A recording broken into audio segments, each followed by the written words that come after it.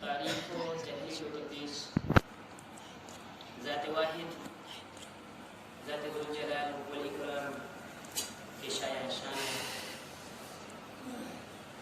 جو ہمارا خالق ہے، بگڑی بنانے والا، معاملات کو درست کرنے والا، دعائیں التجائے سننے والا،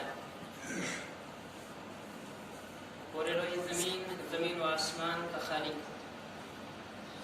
بہرحال مختصر سی رب کی حمد و ثنا کے بعد درود و سلام کی بارش نازل ہو برذات مقدسہ و اطہرہ محمد مصطفیٰ صلی اللہ علیہ وسلم۔ سعادت مندی ہے ہمارے لیے کہ رب العالمین نے ہمیں مسلمانوں میں پیدا فرمایا، اور پھر خاص کر کے پیغمبر آخر الزمان سید المرسلین محمد رسول اللہ صلی اللہ علیہ وسلم کی امت میں پیدا فرمایا۔ کسی بھی طبقے کو، کسی بھی مذہب کو، کسی بھی مکتب فکر کو سمجھنے کے لیے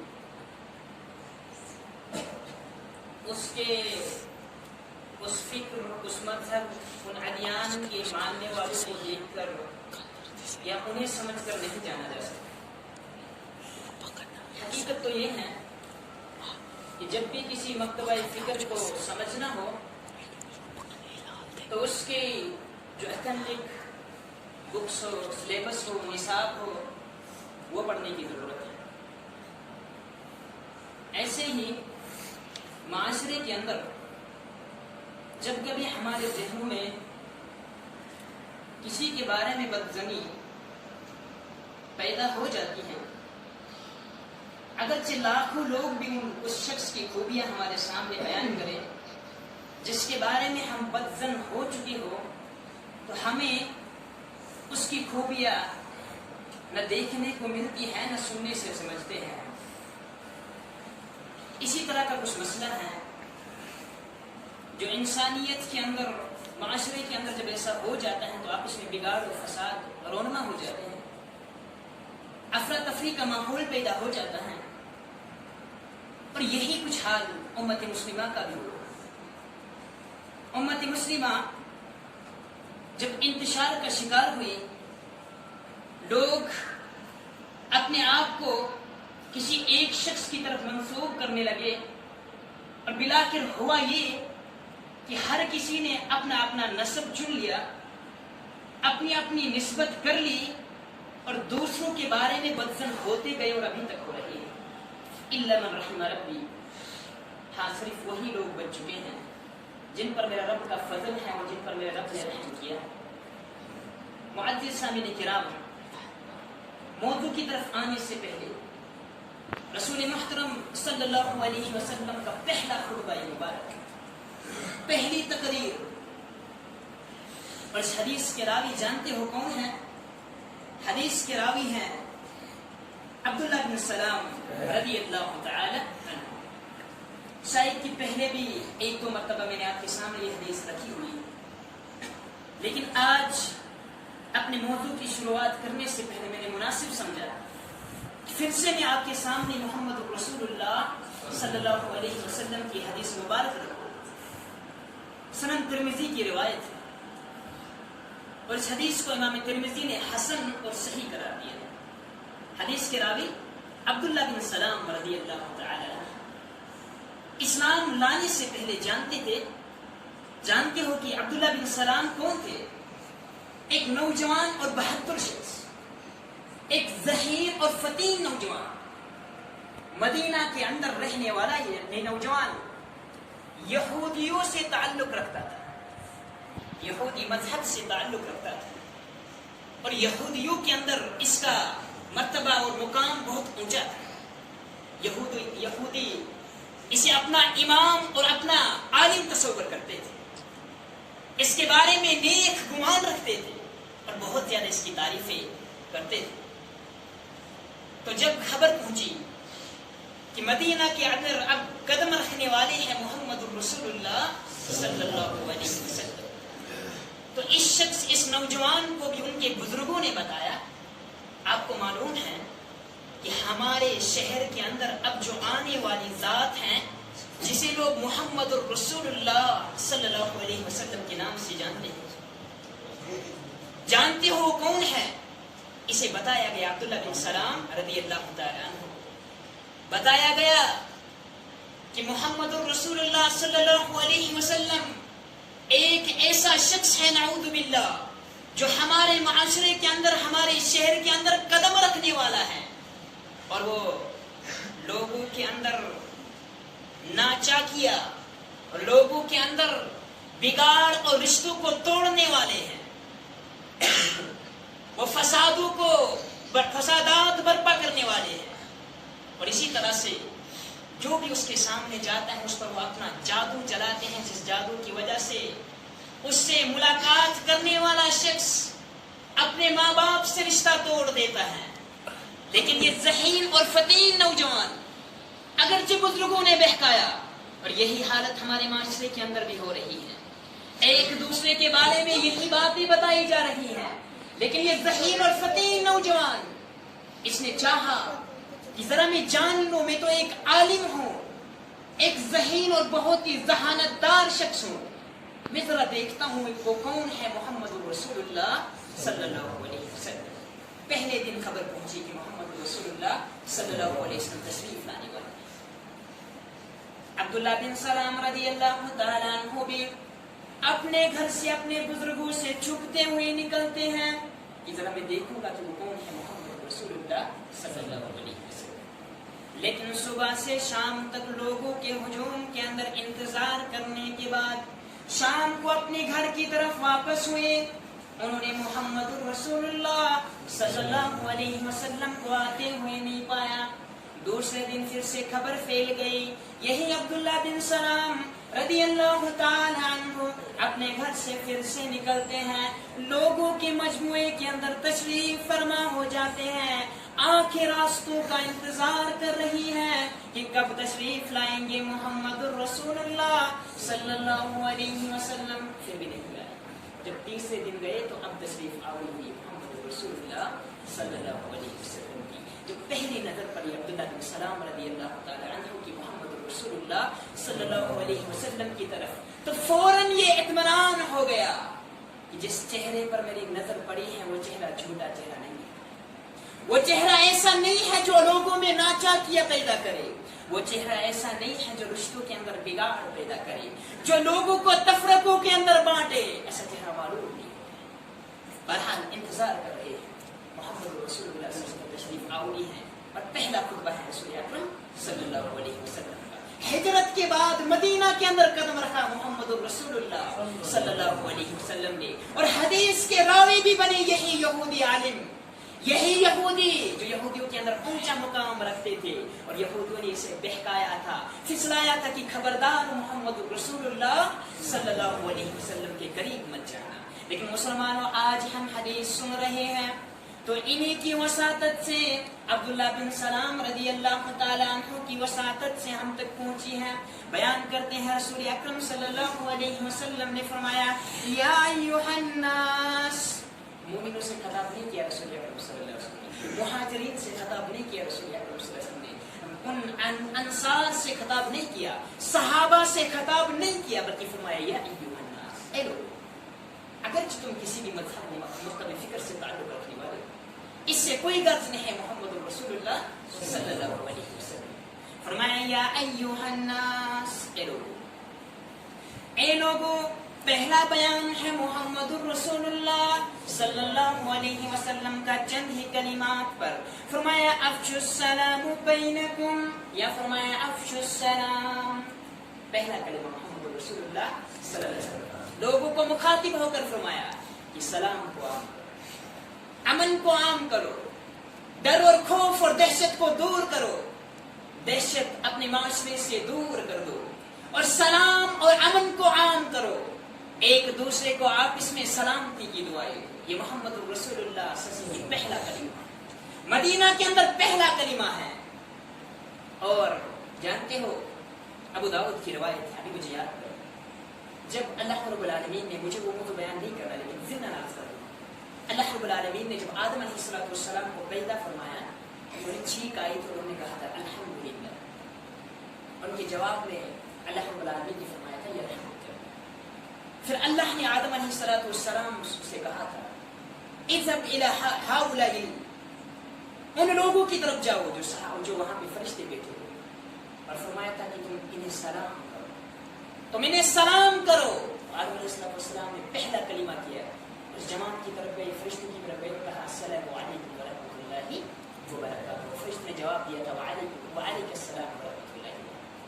اللہ رب العالمین نے اسی وقت کہا تھا اے آدم, یہ تیری دعا ہے اور تیرے اولاد کے لیے, یعنی قیامت تک آنے والی تیری جو بھی اولاد ہوگی ان کے لیے یہی دعا ہے. جب بھی وہ ملاقات کریں گے تو سب سے پہلے السلام علیکم ورحمۃ اللہ علیہ.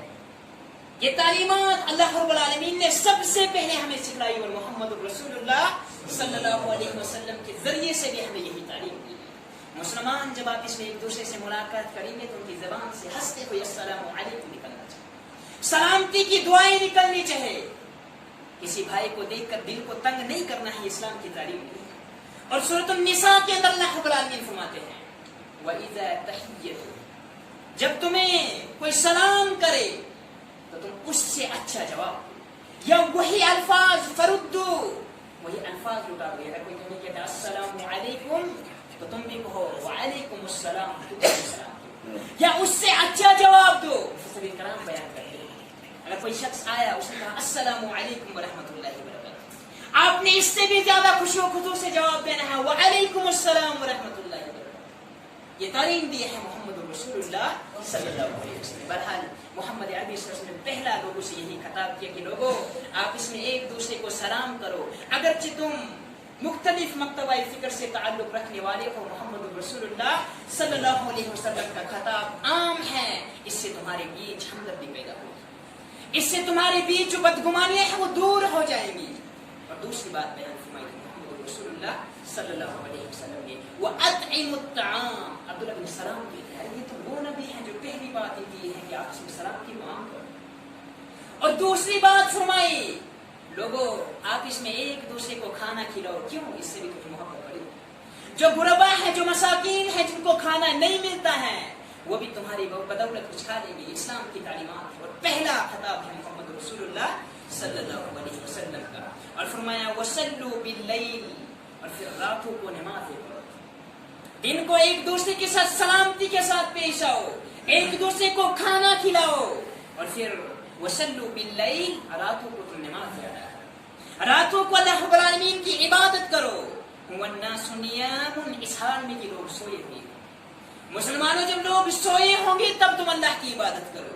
یہاں تو مسلمانوں کی حالت یہ ہے کہ جو 5 وقت کی نماز اللہ رب العالمین نے فرض کی ہے, جو اسلام کے ارکان میں شامل ہے, ایک مسلمان تب تک مسلمان نہیں ہو سکتا ہے جب تک بیسک فنڈامنٹل جو ارکان ہیں, جو رکن ہیں, ان پہ عمل نہ کرے.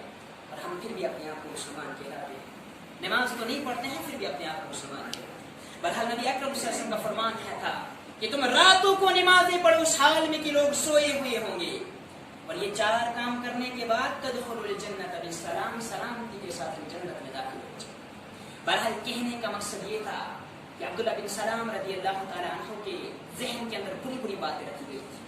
اور پھر عبداللہ بن سلام رضی اللہ تعالیٰ عنہ محمد رسول اللہ صلی اللہ علیہ وسلم کی خدمت میں حاضر ہوتے ہیں, ان سے ملاقات کرتے ہیں کہ یا رسول اللہ صلی اللہ علیہ وسلم میرے کچھ سوالات ہیں, اگر آپ ان کے جواب دیں گے.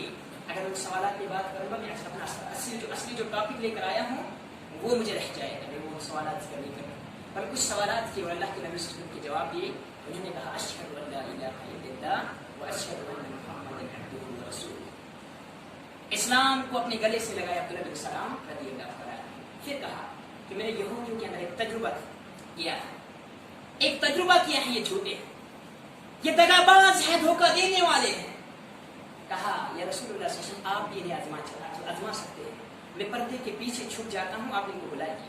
اللہ کے نبی نے بلایا, یہود آ گئے صلی اللہ علیہ وسلم, اور نبی اکرم صلی اللہ علیہ وسلم نے پوچھا ان سے کہ کیف کان, تمہارے درمیان عبداللہ بن سلام کا کیا رتبہ ہے, کیا مقام؟ ہم نے بڑی تعریف کی. عبداللہ بن سلام, اس کے متعلق آپ پوچھتے ہیں ابو القاسم, محمد رسول اللہ کو رسول اللہ نہیں مانتے تھے صلی اللہ علیہ وسلم, ان کی کنیت سے پکارا ابو قاسم, تم ان کے متعلق سوال کرتے ہو. وہ تو ہمارے درمیان ایسا نوجوان ہے جو بہادر ہے, جو علم کے اعتبار سے بھی اونچا مقام رکھنے والا ہے, وہ ہمارا عالم ہے. میں اچھا تو یہ بات ہے, تاکہ اگر وہی تمہارا عالم, وہی تمہارا مفکر, وہی تمہارا محدث, وہی تمہارا جانکار اسلام قبول کر لے تو تمہارا کیا خیال؟ فرمایا الیا باللہ. یہودیوں نے یہ جواب دیا کہ اللہ رب العالمین عبداللہ بن سلام کو اسلام قبول کرنے سے بچایا. ان کا یہ کلام تھا کہ حدیث ہو ہی نہیں سکتا کہ عبداللہ بن سلام اسلام قبول کرے.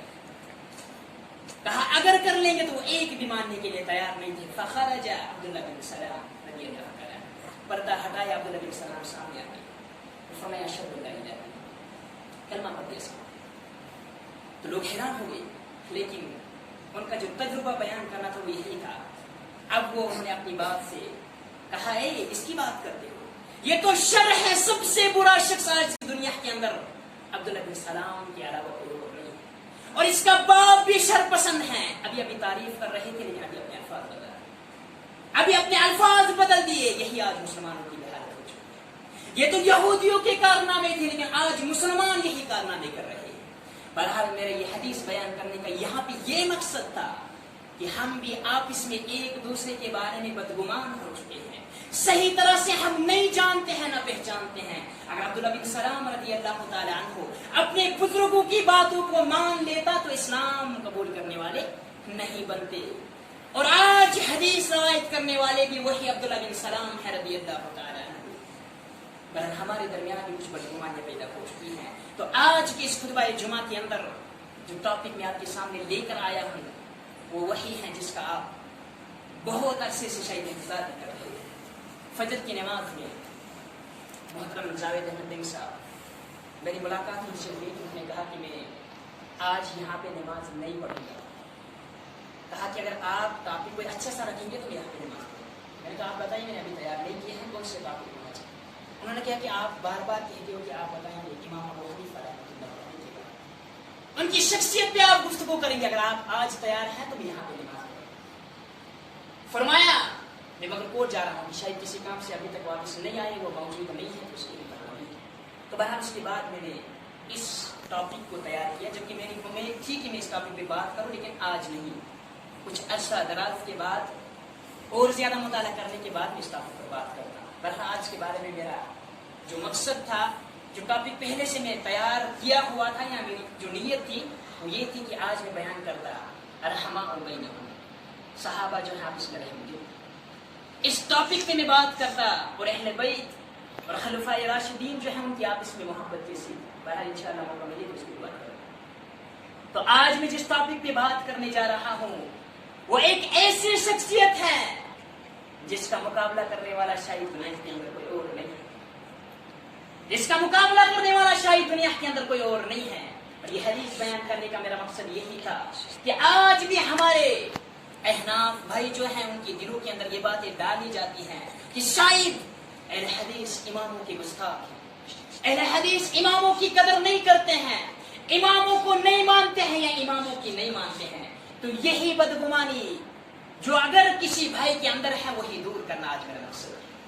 آج سن لو ایک اہل حدیث طالب علم کے زبانی امام ابو حنیفہ رحمۃ اللہ علیہ کی شخصیت پر کیا گفتگو کرتے ہیں, اور وہ باتیں بتاؤں گا جو شاید کسی حنفی عالم نے بھی امام ابو حنیفہ رحمۃ اللہ علیہ کی شخصیت نہیں بتائی. سب سے پہلی بات ان کے متعلق کہوں گا وہ یہی کہ ان کا نام تھا نعمان بن ثابت. کی بہت سارے شخص شاید ان کے نام سے واقف نہیں ہے, ابو حنیفہ کے نام سے ہی جانتے ہیں.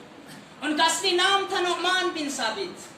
اس سے پہلے جاتا ہوں نعمان بن ثابت بن زوتی. ان کے دادے کا نام تھا زوتی. اور جانتے ہیں اسلام قبول سب سے پہلے کس نے کیا؟ ان کا دادا یہ عراق کا رہنے والا تھا, اور انہوں نے اسلام قبول کیا. لیکن عراق کے اندر جو یہود و نصارہ رہنے والے تھے انہوں نے بہت زیادہ ظلم کیا. انہوں نے اسے پسند نہیں کیا کہ اب یہ مسلمان بن گیا, وہاں سے ہجرت کرنی پڑی. इमाम अबू हनीफा रहमतुल्लाहि अलैह के दादे को हिजरत करनी पड़ी और वहां से हिजरत करके आए, कोफा के अंदर बसने लगे। बाद रिवायात के अंदर यहाँ तक आता है कि गुलामी की जिंदगी भी बसर करनी पड़ी, अपने शहर को तर्क करना पड़ा और गुलामी की जिंदगी बसर करने के लिए तैयार हो गए और कोफे के अंदर रहने लगे। वहां पे गुलामी की जिंदगी बसर की, लेकिन इस्लाम पर कारबंद रहे और वहीं पे कुछ अरसे के बाद गुलामी से आज़ादी मिल जाती है और वहाँ पे पैदा होते हैं साबित, जो इमाम अबू हनीफा रहमतुल्लाहि अलैह के बारे में होता। इनके मुतालिक एक वाक़या बयान करना चाहूँगा और एक बात जहन में रख ले, वाक़यात जो भी बयान किए जाते हैं मुमकिन है वो सही हो, मुमकिन है कि गलत हो, क्योंकि हदीस तो नहीं है कि जिस पे जांच पड़ताल सही तरह से की जाए, लेकिन कोई ऐसा वाक़या हो जो शरीयत के खिलाफ है उसे हम कबूल नहीं करें। जिस तरह से बहुत सारे लोग ऐसे वाक़या बयान करते हैं कि फला बुजुर्ग था जिसने कब्र में जाकर हमने उसे सलाम की तो कब्र से हाथ निकला और मुसाफा हमने किया, तो ये वाक़या सही नहीं हो सकते शरीयत के खिलाफ। तो बात ऐसे वाक़यात जो इखलाक पे दलालत करते हो, जो तहजीब पे दलालत करते हो, ईमान पे दलालत करते हो, तो वाक़यात वो सही भी हो सकते हैं, गलत भी हो सकते हैं। बहर इनके वालिद मोहतरम, उनके मुतालिक बयान किया जा रहा है कि वो थे साबित, वो जा रहे थे एक जगह से, रास्ते में सफर कर रहे थे, एक जगह पे पहुंचे, एक बाग था, चल रहे थे, नजर पड़ी एक सेब है, भूख लगी है, उठाया सेब खा लिया, लेकिन अभी आधा ही खाया, खौफ आ गया। मुसलमान हमारे असलाफ कैसे गुजरे हैं, अभी आधा ही खाया, खौफ आ गया कि मैं बगैर इजाजत के खा रहा। पता किया कि ये बाग किसका है, मालूम लग गया तो सफर रवाना कर दिया। उस बाग के माली इसके पास पहुंचा, फरमाया ये रहा तुम्हारा आधा सेब गलती से खा चुका, अब मुझे क्या सजा है, आप मुझे माफ कर दीजिए। लेकिन बाग के माली ने कहा, उसका इम्तिहान ले रहा था, कहा कि मुझे माफ नहीं करो, मैं माफ नहीं करता हूं। कहा आपकी जो मर्जी है सजा दे दीजिए, मैं सजा खाने के लिए तैयार हूं, लेकिन डरता हूं कल महशर के मैदान में रब मुझे सेब के बारे में सवाल न करे। मुसलमानों, अपने ईमान का मुहासिबा करो, ये हमारे असलाफ थे, तभी जाके ऐसे आइम्मा और ऐसे मुहद्दिसीन पैदा हुए। आज के माशरे के अंदर भी अगर वालिद ऐसा किरदार अपनाएंगे तो इमाम अबू हनीफा रहमतुल्लाहि अलैह के जैसे आज भी पैदा हो सकते हैं, इमाम अहमद बिन हंबल जैसी शख्सियत आज भी पैदा हो सकते हैं रहीमहुल्लाह तआला। बहरहाल उसने कहा माफ नहीं करूंगा। जब बार बार इसरार करते गए, कहा ठीक है, एक शर्त पे मैं तुझे माफ करता हूं, सिर्फ एक शर्त पे मैं तुझे माफ करता हूं, वो ये कि आपको मेरी बेटी से शादी करनी है। ये साबित तो हैरान हो गई, किसी शर्त है, मैं कह रहा हूं मुझे सजा दी, जो ये बता रही कि आप मेरी बेटी से आपने शादी करनी होगी तब जाके आपको माफ करूंगा।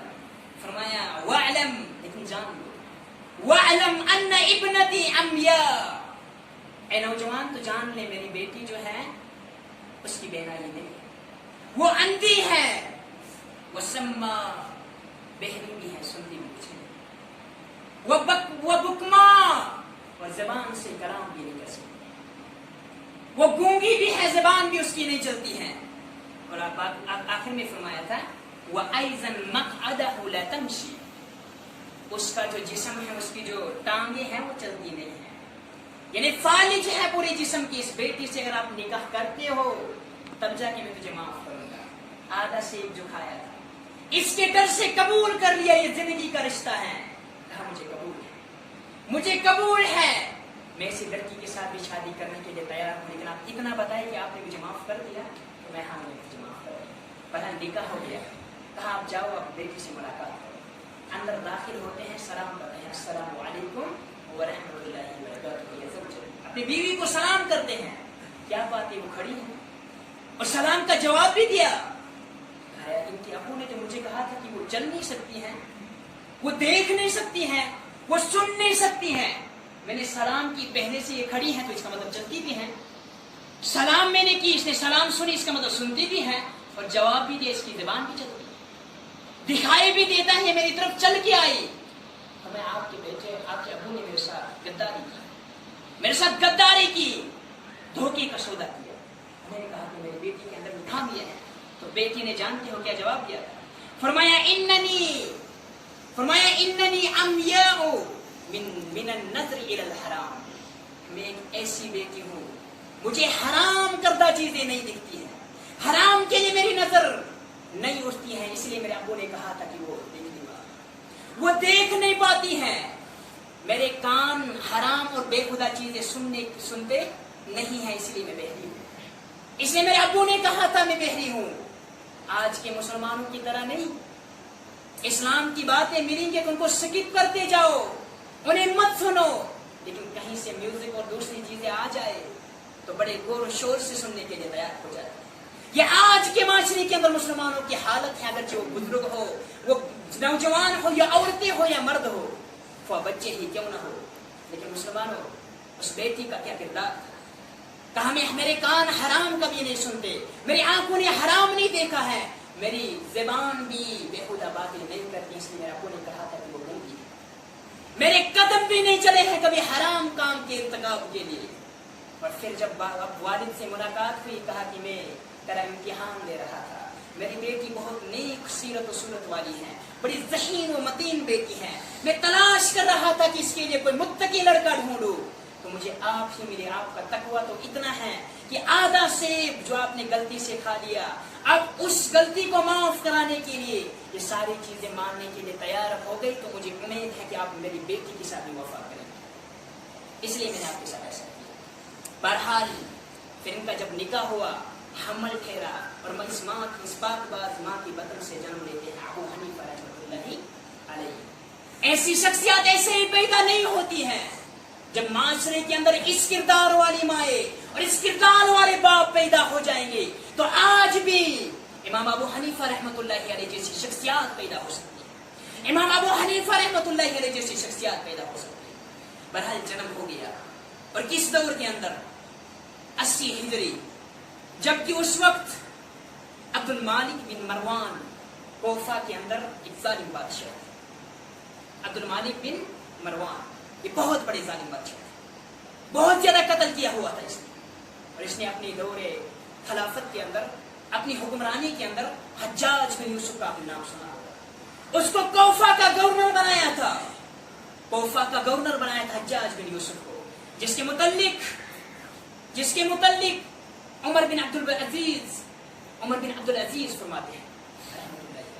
وہ کہتے ہیں کہ اگر آدم علیہ السلام سے لے کر محمد رسول اللہ صلی اللہ علیہ وسلم تک جتنے بھی لوگوں کو ظلماً قتل کیا گیا, حالانکہ بہت بنی اسرائیل کے اندر بہت سارے ایسے بادشاہ تھے جو لوگوں کو ظلم کیا کرتے تھے, جو لوگ ان کو خدا نہیں مانتے ان کو قتل کیا کر دیتے تھے. لیکن پھر بھی کہتے ہیں کہ امام یعنی آدم علیہ السلام سے لے کر محمد رسول اللہ صلی اللہ علیہ وسلم تک جتنے بھی قتل جو ہے بے گناہ ہوئے ہیں, اگر ان ساری قتلوں کو مجموع کر دیا جائے, جمع کر دیا جائے, لیکن امام اس جو ہے حجاج بن یوسف جو ظالم تھے, اس نے بے گناہ جتنے قتل کیے ہیں وہ ان ساری لوگوں سے زیادہ ہے. اتنے بڑے ظالم بادشاہ تھے. اس دور کے اندر جنم لیا تھا امام ابو حنیفہ رحمۃ اللہ علیہ. یعنی بچپن کے جو ایام تھے بہت کٹھن تھے, اور ان کی جب وفات ہو گئی, پھر سلمان بن عبد الملک جو عبد الملک کا بیٹا تھا وہ گورنر بن گئے, وہ حکمران بن گئے, اور ان کی وفات بھی ہو جاتی ہے 95 ہجری کے اندر, جبکہ امام صاحب کے امام اعظم امام ابو حنیفہ رحمۃ اللہ علیہ کی عمر 15 سال ہو چکی تھی.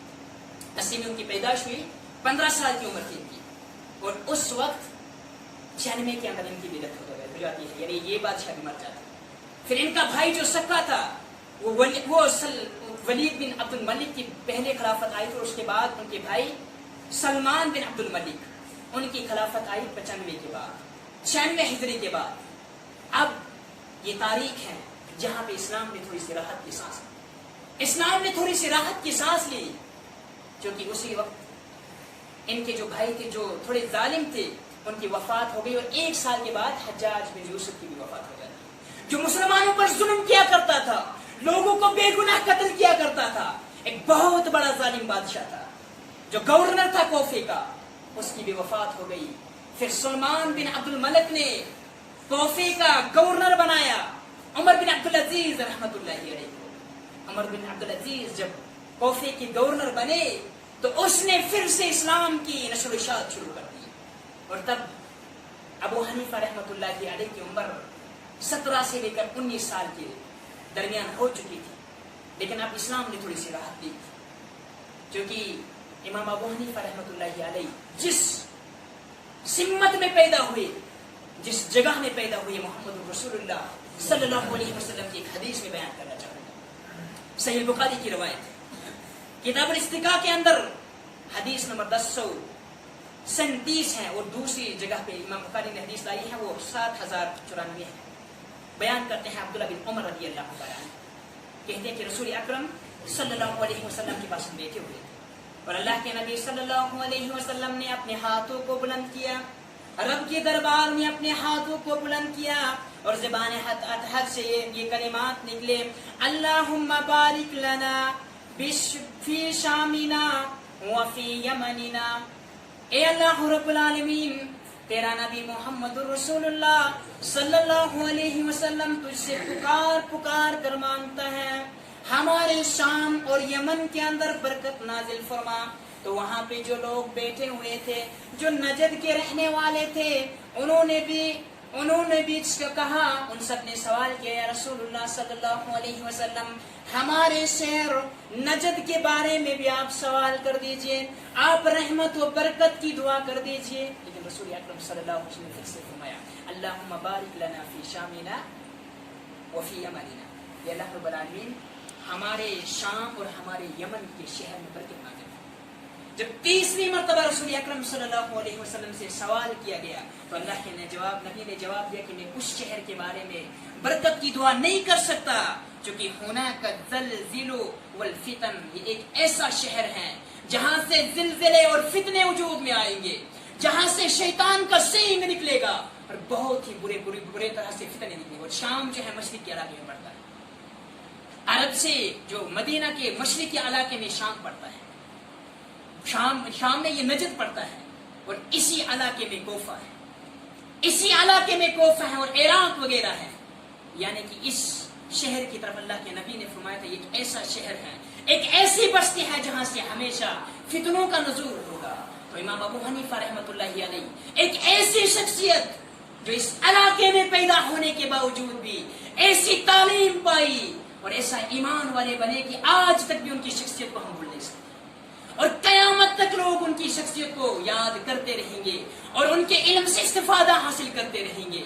बहरहाल इससे ये पता चलता है कि जमाना जितना भी खराब क्यों ना हो, फितनात जितने भी नुज़ूल क्यों ना हो रहे हो, एक ईमान वाला अगर अपने ईमान पर डटा रहेगा, इल्म पर डटा रहेगा, कुरान और सुन्नत को अपनाने वाला रहेगा, तो उसे वो परेशानी और फितनों से उसे कोई नुकसान नहीं पहुंच सकता है। ऐसे माहौल के अंदर इमाम आदम इमाम अबू हनीफा रहमतुल्लाहि अलैहि ने जन्म लिया। इमाम अबू हनीफा रहमतुल्लाहि अलैहि ने जन्म लिया और फिर इसके बाद इनकी तालीम ये बचपन के अंदर तिजारत किया करते, जब नौजवानी की उम्र को पहुंचे तिजारत किया करते थे, तालीम वगैरह कोई हासिल नहीं की थी। एक रिवायत के अंदर यहाँ तक आता है, ये सारी रिवायत वो पेश कर रहा हूँ जो अहनाफ की किताबों के अंदर जिक्र है, अपने हदीस उलमा किराम की किताबों का जिक्र मैं नहीं कर रहा। अहनाफ की किताबों के अंदर जो हवालात मौजूद हैं वो आपके सामने बयान कर रहा हूँ, और ये शक व शुबहात दूर करने के लिए कि हदीस के बारे में बदगुमान मत रहो कि ये इमाम की नहीं मानते हैं या इमामों की शख्सियत को जो है कबूल नहीं करते हैं। बहरहाल ये आता है कि कोफा के अंदर गुजर रहे थे, वहाँ के उस वक्त के इमाम शाबी एक बहुत ही मशहूर आलिम थे। उन्होंने जब इस शख्स को देखा, इस नौजवान को देखा, इमाम अबू हनीफा रहमतुल्लाहि अलैहि को, तो फौरन कहा रुक जाओ, अब बेटा आप कहाँ जा रहे हो। उनकी मुराद ये थी कि आप किसके पास तालीम हासिल करने जा रहे हो। इसने कहा कि मैं बाजार में जा रहा हूँ तिजारत की गर्ज से, तिजारत की पेशा कर रहा हूँ। कहा बेटा मेरी मुराद ये नहीं है, मेरी मुराद ये है कि आप पढ़ते किस उस्ताद के पास हो, क्योंकि शक्ल से ही ऐसे लगते थे बड़े ज़हीर और फतीन, बड़े जहानत वाले हैं इमाम अबू हनीफा रहमतुल्लाहि अलैहि। कहा कि मैंने दर्स व तदरीस का काम नहीं किया, मैंने तालीम हासिल नहीं की और न मैं पढ़ता हूँ, मैं तो बस तिजारत करता हूँ। इमाम शाबी ने कहा बेटा तुम्हारे चेहरे से दिखता है कि तुम्हारे लायक नहीं है कि तुम तिजारत का पेशा अपनाओ, बल्कि अपनी जिंदगी को बदल लो, तालीम हासिल करो, इस्लाम की तालीम हासिल करो और एक दिन तुम अपना नाम रोशन करोगे। बहरहाल वहां से ये तालीम की तरफ रागिब हुई। और कोफा के अंदर उस वक्त इमाम हम्माद रहमतुल्लाहि अलैह मशहूर उस्ताद थे, उनके पास सबसे पहले तालीम हासिल। इमाम हम्माद ने इनको फिक्र की तालीम दी, लेकिन साथ ही साथ हदीसें भी पढ़ा। और फिर दूसरा मर्तबा जब उसने उनके पास कुछ इल्म हासिल करने के बाद इन्होंने मक्का का रुख किया। और मक्का के अंदर उस वक्त के उस्ताद जो मशहूर थे वो अता बिन रबी थे। उनके पास इल्म हदीस सीखा, उनके पास कुरान सीखा, तफासीर सीखी, फिक्र सीखी। ये सारे उलूम सीखने के बाद फिर मदीना का रुख किया। और वहां पे जो उस वक्त उस्ताद थे वो मोहम्मद बाकिर बिन ज़ैनुल आबिदीन बिन हसन बिन अली थे रज़ी अल्लाह तआला। इमाम बाकिर, मोहम्मद बाकिर, ये भी उस्ताद बने, ये भी उस्ताद रहे हैं इमाम अबू हनीफा रहमतुल्लाहि अलैह। और इमाम अबू हनीफा का शुमार ताबईन में होता है, यानी सहाबा के बाद वाले लोगों में होता है। बहरहाल इनके पास इल्म हासिल करने के लिए जब गए तो ये वाक़िया जिक्र करने वाले उनका नाम है, आप जब देखेंगे सीरत नुअमान, सीरत नुअमान। और इस किताब के मुअल्लिफ हैं अल्लामा शिबली नुअमानी जो हनफी है, अल्लामा शिबली नुअमानी जो हनफी है। इस किताब का हवाला देता हूँ और मेरे पास PDF की शक्ल में किताब मौजूद है, जिसको देखना हो वो देख सकता है और मुझसे ले सकता है। बहरहाल ये बयान करते हैं कि मदीना के अंदर जब इमाम आजम पहुंचे, इमाम अबू हनीफा रहमतुल्लाहि अलैह पहुंचे, तो वहां पे इमाम मोहम्मद बाकिर जो थे उनके पास पूछा, कहा कि अच्छा आप वो हो? इमाम अबू हनीफा से कहने लगे, आप वो हो जो मेरे नाना की शरीयत पर अपनी राय और क्यास को तरजीह देते हो। ये मैं नहीं कह रहा हूं बल्कि मेरी किताब का हवाला है। कहा कि नहीं, इमाम अबू हनीफा रहमतुल्लाहि अलैह कहते ऐसा हरगिज भी नहीं है, अल्लाह बचाए, मैं ऐसा हरगिज भी नहीं करता कि अपनी राय को क्यास करो। इस्लाम और हदीस से मेरे सामने आ जाए अपनी राय को तरजीह दो, ऐसा हरगिज भी नहीं है। फरमाया नहीं, मैंने सुना है ऐसा, मैं आपको अपनी शागिर्दगी में नहीं ले सकता जब तक ना आप मुझे इस बात का जवाब दो। इमाम आज़म इमाम अबू हनीफा रहमतुल्लाहि अलैह ने कहा कि उस्ताद मोहतरम, मेरा मुकाम, आपका मुकाम मेरे यहाँ बहुत बड़ा है, बहुत ऊंचा है, मुझे बैठने दीजिए जैसे एक शागिर्द उस्ताद के सामने बैठता है। जो अदब रहा है इस्लाम के अंदर, दो जानू होकर, रान से रान मिलाकर, घुटने से घुटना मिलाकर शागिर्द और उस्ताद बैठते हैं, जिनका मजबूत रिश्ता होता है, ऐसे बैठ गए। 3 सवाल किए थे इमाम आज़म इमाम अबू हनीफा रहमतुल्लाहि अलैह ने अपने उस्ताद से। कहा कि इस्लाम के अंदर पहला सवाल, औरत कमजोर है या मर्द? तो इमाम मोहम्मद बाकिर ने जवाब दिया रहमतुल्लाहि अलैह, कहा कि मर्द नहीं, औरत कमजोर है। कहा ठीक है, लेकिन इस्लाम ने तो वरासत, ये कहा कि वरासत जो तकसीम होगी मर्द को डबल और औरत को सिंगल। हालांकि अकल तो ये कहती है कि औरत कमजोर है, औरत को डबल मिलनी चाहिए। कहा लेकिन इस्लाम ये कहता है, तो मैं अपनी अकल को फौकियत नहीं देता, बल्कि मेरा भी फतवा यही है कि औरत को जो है सिंगल मिलेगा और मर्द को डबल। हाँ ये तो ठीक है, आप अपनी अकल को तरजीह नहीं देते हैं। दूसरा सवाल किया इमाम अबू हनीफा रहमतुल्लाहि अलैह ने, कहा कि नमाज अफजल है या रोजा अफजल है? कहा नमाज अफजल है, लेकिन कहा नमाज तो अफजल है, लेकिन जब नमाज जो है अगर एक औरत जो है अगर हैज के दौरान होती है उस वक्त उसको नमाज माफ है, और अगर रोजा उस दौरान आ जाए उसे कज़ा करनी है। अकल तो ये कहती है अगर नमाज अफजल है तो नमाज कज़ा करनी चाहिए, तो रोजा कज़ा नहीं होना चाहिए था। कहा बिल्कुल हाँ, ऐसा ही होना चाहिए था, लेकिन कहा कि मैं अपनी अकल को जो है तरजीह नहीं देता हूं, बल्कि मेरा भी फतवा यही है। इस्लाम ने कहा कि नमाज की कज़ा नहीं होगी औरत को, बल्कि अगर हैज के अंदर है, निफास के दौरान अगर औरत है, उस दौरान उसे नमाज माफ है और रोजों की कज़ा करेगी। तीसरा सवाल किया, फरमाया पेशाब ज्यादा पलीद है कि नुतफा? मन्नी का नुतफा ज्यादा पलीद है या पेशाब ज्यादा पलीद है? तो इमाम साहब ने जवाब दिया कि पेशाब ज्यादा पलीद है, ज्यादा बुरा है, ज्यादा पलीद है पेशाब। कहा फिर अकल तो ये कहती है कि जब इंसान पेशाब करे तो उस वक्त गुस्ल वाजिब होना चाहिए, और जब नुतफा निकले तो उस वक्त वुज़ू ही होना चाहिए। अकल तो ये कहती है, लेकिन चूंकि इस्लाम ने हमें तालीम दी है, अगरचे पेशाब पलीद है, लेकिन जब इंसान पेशाब करेगा तो सिर्फ इस्तिंजा और वुज़ू ही करेगा, लेकिन जब नुतफा निकलेगा तो उस वक्त गुस्ल वाजिब हो जाता है। कहा ये मैंने कुछ दलाइल आपके सामने रखी है कि मैं अपनी अकल को तरजीह नहीं देता हूं। इसीलिए इमाम आज़म इमाम हनीफा रहमतुल्लाहि अलैह ने भी कहा था इज़ा सहल हदीस फहुवा मज़हबी, जब तुम्हारे सामने सही हदीस आ जाए वही मेरा मजहब होगा। क्योंकि इस्लाम का यही मानना है वयुतिल्लाह व रसूल, इसने अल्लाह और उसके रसूल की इताअत, वही कामयाब हुआ। अतिउल्लाह व अतिउर रसूल कुरान के अंदर बहुत सारी जगहों पे है, अगर तुम्हें इताअत करनी है तो अल्लाह की इताअत करनी और रसूल अकरम सल्लल्लाहु अलैहि वसल्लम की इताअत करनी है। اور اس بات کا جواب موجود ہے امام ابو حنیفہ رحمۃ اللہ علیہ کے دور کے اندر ہی، ان کے دور کے اندر ہی بات ہے کہ اگر آپ کتاب کا حوالہ چاہتے ہیں تو کتاب السنہ یہ عبداللہ بن احمد بن حنبل رحمۃ اللہ علیہ ان کی کتاب ہے، اپنی کتاب کے اندر نقل کرتے ہیں کہ امام ابو حنیفہ رحمۃ اللہ علیہ اب جب اس کے بعد ان کی شاگردگی میں رہے، میں یہیں سے بتانا چاہوں گا، ان کی شاگردگی میں رہے، پھر ان کی وفات کے بعد کوفہ کے طرف واپس آئے، لیکن کوفہ میں جب پہنچے ان کا جو پہلا استاد تھا امام حماد رحمۃ اللہ علیہ، ان کی مجلسیں بڑے عروج پر تھی، ان کی مجلسیں بڑے عروج پر تھی، ان کے فتاوی جو ہے بہت عروج پر تھے، تو امام صاحب جو ہے ان کی شاگردی میں پھر سے آ گئے۔ ان کو پتا تھا کہ اگر آج میں درس و تدریس شروع کروں گا تو لوگ میری طرف راغب نہیں ہوں گے، بلکہ اپنے استاد کے مجلس کے اندر بیٹھنے لگے، پھر سے تعلیم حاصل کرنی چاہیے۔ اور پھر 120 ہجری کے اندر ان کے استاد امام حماد کی وفات ہو جاتی ہے، امام حماد کی وفات ہو جاتی ہے۔ پھر لوگوں نے خود انتخاب کیا، پھر لوگوں نے خود انتخاب کیا امام حماد کے جتنے بھی شاگرد ہیں ان سارے شاگردوں میں سے اگر کوئی ایسا شاگرد ہے جو اپنے استاد کی جگہ لے گا، درس و تدریس کا کام کرے گا، مفتی اور محدث بنے گا، وہ امام ابو حنیفہ رحمۃ اللہ علیہ کے علاوہ کوئی اور نہیں ہے۔ بہرحال ان کو اس کرسی پر بٹھایا، وہاں سے تعلیمات دینے لگے۔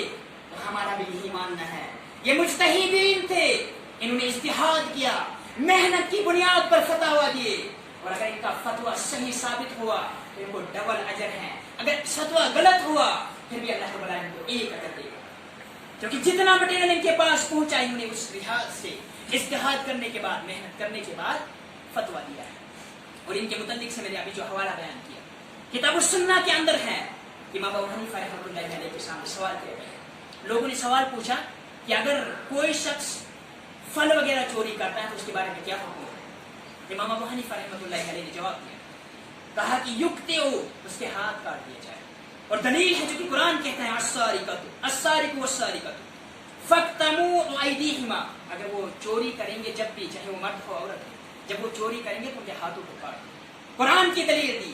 لیکن اسی مجلس میں بیٹھنے والے ایک اور امام تھا، امام ابو عوانہ رحمۃ اللہ علیہ، انہوں نے کہا کہ لا قطع فی ثمر، میں ایک حدیث جانتا ہوں رسول اکرم صلی اللہ علیہ وسلم کی ایک حدیث جانتا ہوں، اللہ کے نبی نے فرمایا کہ ثمر، پھل وغیرہ جب انسان چوری کرتا ہے اس کو یہ سزا نہیں ہے کہ اس کے ہاتھ کاٹے جائے۔ اللہ کے نبی نے فرمایا لا قطع فی ثمر، جب انسان پھل چوری کرے گا تو اس کو ہاتھ نہیں کاٹے جائیں گے۔ کہا اچھا یہ حدیث ہے، جب ان کے سامنے حدیث پہنچی تو فوراً لوگوں کو بلایا، کہا میرے فتویٰ کو رد کر دو، میں نے جو فتویٰ دیا ہے، جو آپ لوگوں نے لکھا ہے اسے کاٹ دو، چونکہ میرے پاس حدیث پہنچ چکی ہے۔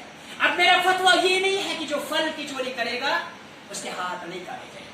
ثابت یہ ہوا امام ابو حنیفہ رحمۃ اللہ علیہ اپنے دور کے اندر بھی حدیثوں پر عمل کرنے والے تھے، حدیثوں کو فروغ دینے والے تھے، اور جب کبھی اپنا فتویٰ دیتے تھے اس کے بعد حدیث آ جاتی تو کہتے تھے اذا صح الحدیث فهو مذهبی، جب تمہارے سامنے صحیح حدیث آ جائے وہی میرا مذہب ہے۔ اور دوسری روایت کے اندر ہے امام ابو حنیفہ رحمۃ اللہ علیہ کا فرمان ہے حرام علی من لم یعرف دلیل ان یفتی بکلامی، حرام ہے اس شخص پر، وہ شخص جو میری کلام سے لوگوں کو فتویٰ دیتا ہے، میرا فتویٰ دے کر لوگوں کو سناتا ہے، جبکہ اسے معلوم نہیں ہے کہ میں نے دلیل کہاں سے۔ اور دوسرا قول اسی طرح سے لا یحل لاحد، کسی بھی شخص کے لیے حلال نہیں، کسی بھی شخص کے لیے حلال نہیں ہے ان یاخذ بقولنا، کہ وہ ہمارے قول کو لے، ہمارے فتویٰ کو لے، ما لم یعلم من این اخذنا، اگر وہ یہ بات نہیں جانتا کہ ہم نے کہاں سے اخذ کیا، ہمارے پاس کیا دلیل ہے۔ ہم جو دلیل سے فتویٰ دیتے ہیں کسی شخص کے لیے جائز نہیں ہے کہ امام ابو حنیفہ رحمۃ اللہ علیہ کے اقوال کو پڑھ کر بنا تحقیق کے لوگوں تک پہنچا دے۔ یہ خود امام اعظم امام ابو حنیفہ رحمۃ اللہ علیہ نے کہا ہے، اور اپنی پوری زندگی کے اندر انہوں نے 120 ہجری سے لے کر 150 تک ان کی جو وفات ہوئی ہے 150 ہجری کے اندر رحمۃ اللہ علیہ، اور 30 سال تک لگاتار انہوں نے ہزارہ فتویٰ دیے، ہزاروں دروس دیے، لیکن اپنی پوری زندگی کے اندر کوئی کتاب نہیں چھپائی۔ پہلی کتاب در مختار جو چھپتی ہے وہ ان کے 300 سال بعد، ان کی وفات کے 300 سال بعد، اور ہدایہ چھپتی ہے 400 سال بعد، اور فتاوی عالمگیر اورنگزیب کی دور خلافت کے اندر، ان کی بادشاہت کے دور میں 1200 کے اندر یہ کتاب چھپتی ہے۔ لیکن امام ابو حنیفہ رحمۃ اللہ علیہ کے متعلق آخر میں یہ کہنا چاہوں گا، یہ اہل سنت کے امام تھے، اہل سنت کے امام تھے، اور مسلمان قیامت تک کے آنے والے ایمان والے اس کی شخصیت کو نہیں بھول سکتے، کیونکہ عقائد کے اندر سب سے پہلے اگر کوئی کتاب لکھی گئی ہے تو ان کی زندگی کے اندر ان کا ایک کتابچہ ہے، ان کا کتابچہ ہے، اس کا نام ہے فقہ الاکبر۔ فقہ الاکبر اگر جس کا نام ہے، میرے پاس یہ کتاب بھی موجود ہے، آپ خود پڑھ سکتے ہیں۔